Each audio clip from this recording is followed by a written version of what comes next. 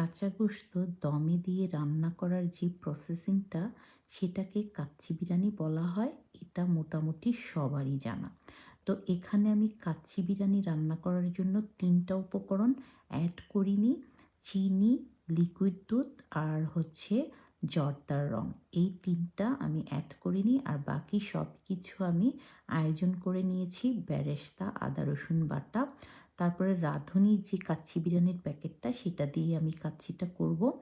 আর হচ্ছে গুঁড়ো দুধ আর টক দইটাকে আমি আগে থেকেই হচ্ছে পানি ঝরিয়ে নিয়েছিলাম। তো এখন হচ্ছে মেরিনেট করার পালা। তো সব কিছু আমি একসাথে দিয়ে মেরিনেট করে নিব ভালো করে মেখে। আর বাদাম, কিশমিশ এগুলো আমি কিন্তু পরবর্তীতে বেটে নিয়েছি।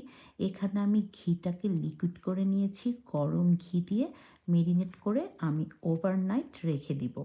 তো তারপরের দিন হচ্ছে কাচ্চিটাকে আমি চুলায় চড়িয়ে দিব।